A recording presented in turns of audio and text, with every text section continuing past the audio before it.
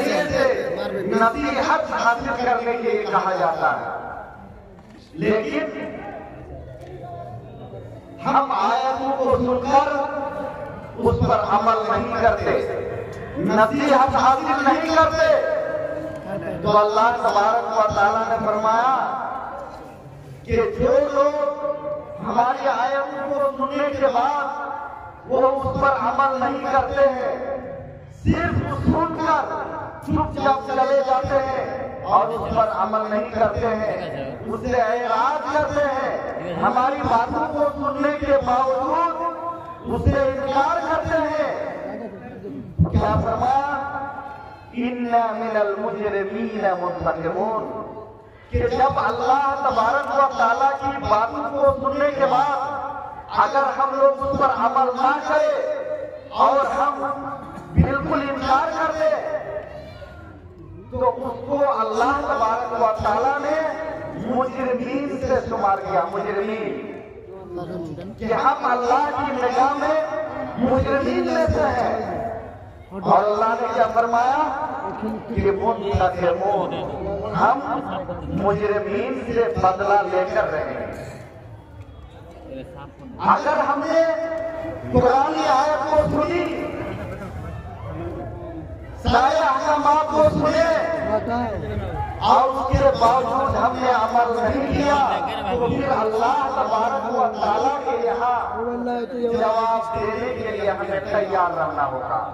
और जो अल्लाह तबारक व तआला ने कुरान करीम में फरमाया कि इन्ना मिनल मुजरिमीन मुंतकिमून, मुजरिमीन मैं तुमसे बदला लूंगा। और आपको पता है कि आप भी जब अपने किसी मुजरिम से, दुश्मन से बदला लेते हैं तो किस कदर खुन्नस होके, जज्बाती होके और उसको ज्यादा से ज्यादा तकलीफ देने की कोशिश करते हैं।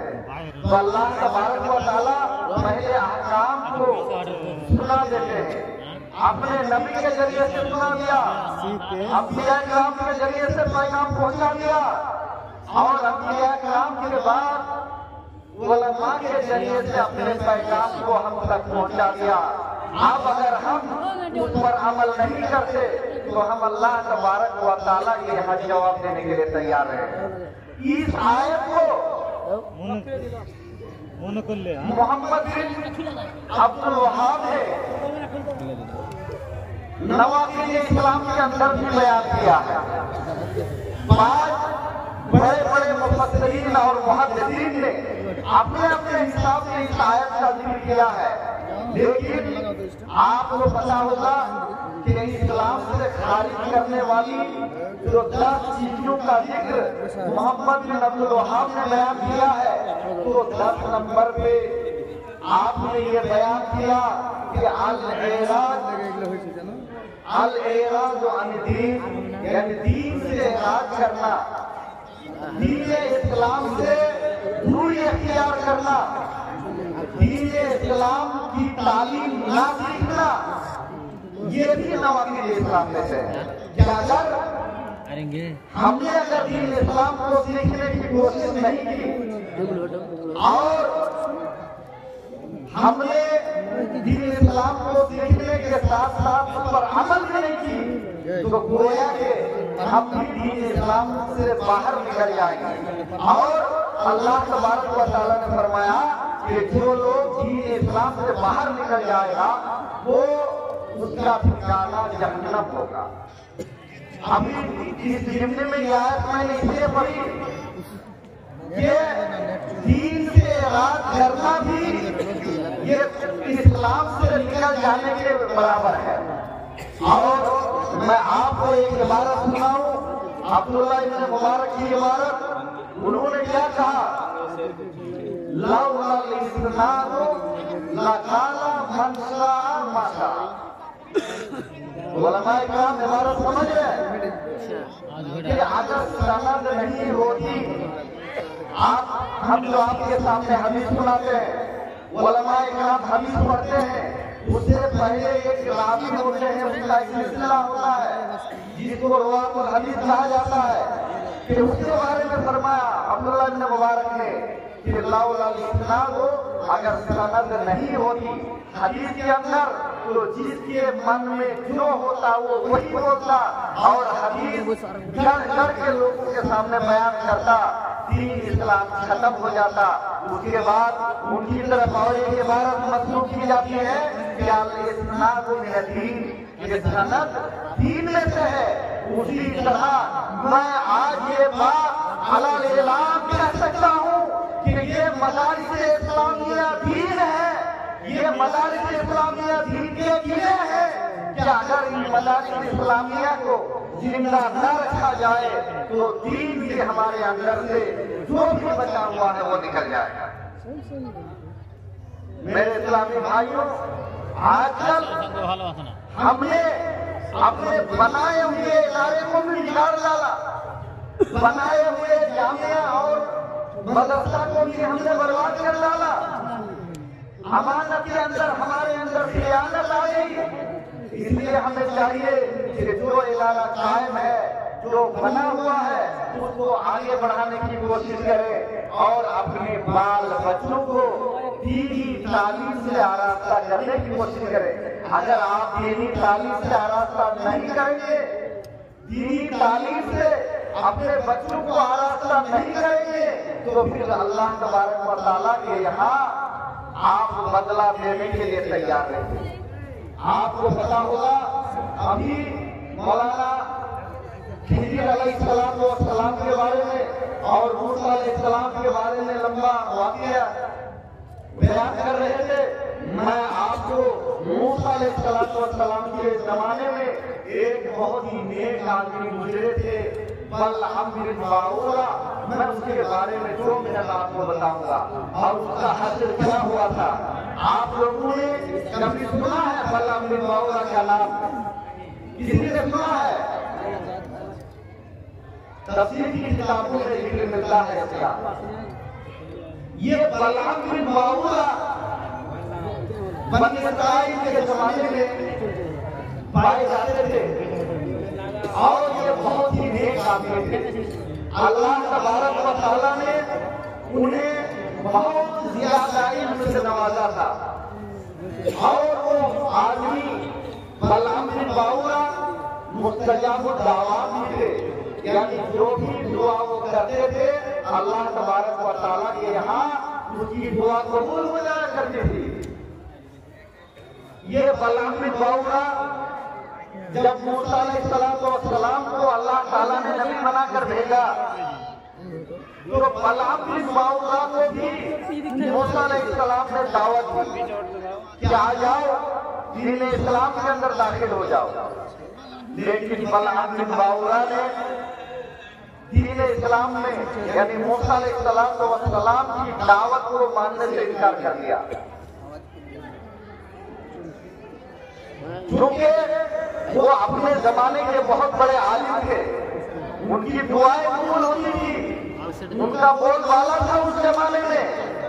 अगर वो मूसा अलैहिस्सलाम की बात को सुनकर मूसा अलैहिस्सलाम की दावत पर अगर वो अपना दीन छोड़कर मूसा अलैहिस्सलाम के दीन में दाखिल हो जाते हैं तो फिर उनके जो पैरोकार हैं, उनके जो मुरीदीन हैं, तो फिर उनके सामने उनकी नाक कट जाएगी। इसलिए उसने इनकार कर दिया और वो अपनी ख्वाहिशात नफ्सानी पर वो कायम रहे। हुआ क्या उसका क्या, एक बार वहां जिस मुल्क में वो रहते थे, कनान, मुल्क कनान है एक अर्ज मुक़द्दसा, वहीं पर वो रहते थे।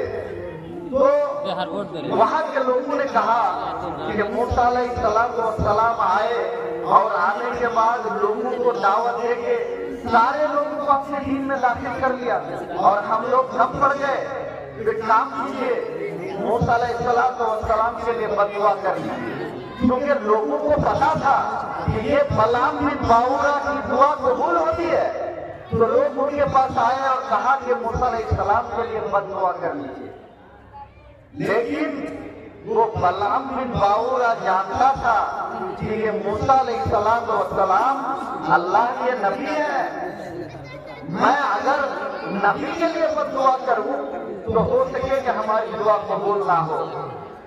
दिल ही दिल में वो डर रहे थे कि नहीं, नबी के लिए बददुआ करना अच्छी बात नहीं है। लेकिन फिर भी जब उसकी कौम के लोगों ने इकरार किया और कहा कि नहीं, आप मूसा अलैहिस्सलाम के लिए बददुआ कीजिए, मूसा अलैहिस्सलाम के लिए और उसकी कौम के लिए बददुआ कीजिए, तो इस आदमी ने बलआम बिन बाऊरा ने मूसा अलैहिस्सलाम के लिए बददुआ की। सुभान अल्लाह। ये नबी के खिलाफ अगर कोई बददुआ करे तो क्या ऐसा मुमकिन है कि वो दुआ अल्लाह के यहाँ कबूल हो? कभी नहीं ऐसा हो सकता। बलआम बिन बाऊरा ने मूसा अलैहिस्सलाम और उसके कौम के खिलाफ जो दुआ की, वो दुआ बलआम बिन बाऊरा के लिए बददुआ हो गई। बलआम बिन बाऊरा ने मूसा अलैहिस्सलाम और उसकी कौम के लिए जो ही बददुआ की, वही बददुआ मूसा अलैहिस्सलाम की कौम को नहीं लगी, बल्कि वो बददुआ बलआम बिन बाऊरा और उसकी कौम के लिए बददुआ हो गई।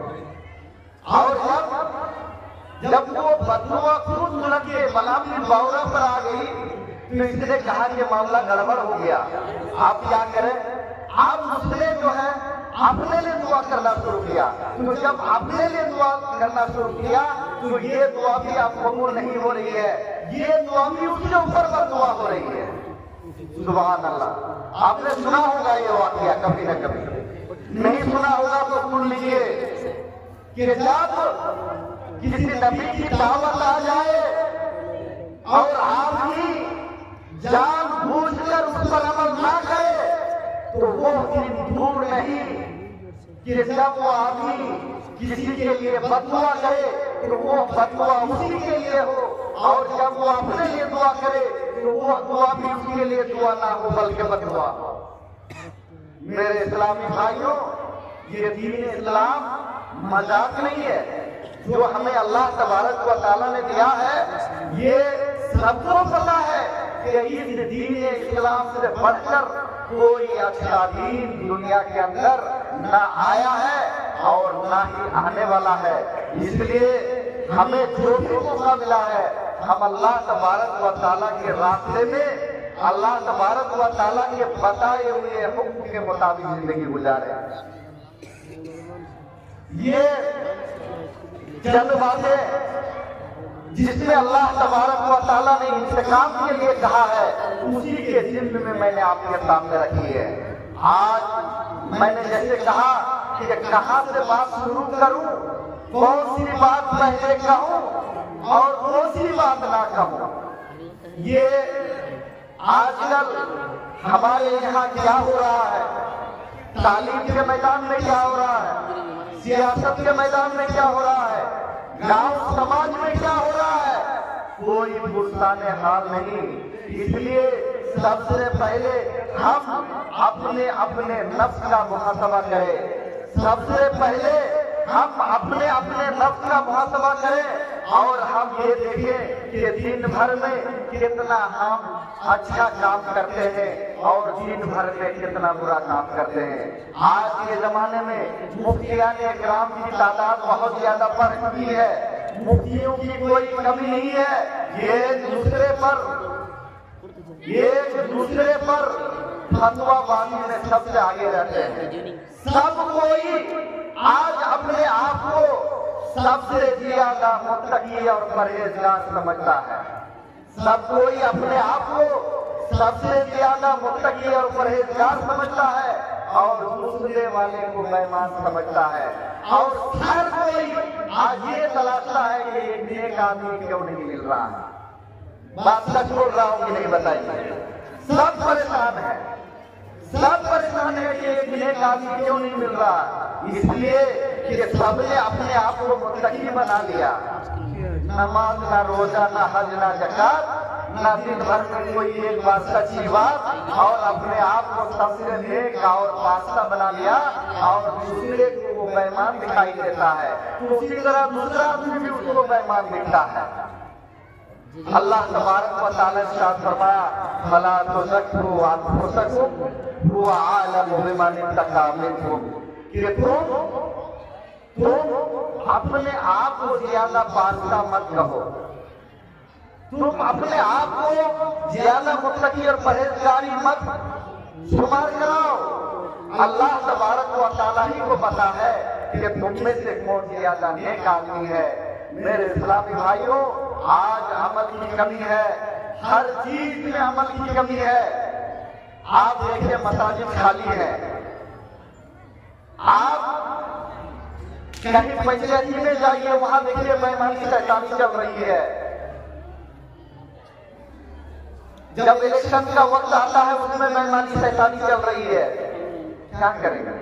क्या कौन सी बात कहेंगे? बताइए, किस मौजू पर बात करें, किस मौजू पर बात करें? मेरे इस्लामी भाइयों, दर्द बहुत है और खासकर इस बिरादरी का दर्द छुपने के लिए भी जगह नहीं है। ये शेरशाहबादी कौम जो हमें और आपको शेरशाहबादी कहा जाता है, हम और आप बेला रहनुमा के, बेला लीडर के, बेला मुफ्ती के, बेला आलिम दीन के, बेला समाज के कायदे जिंदगी गुजार रहे हैं।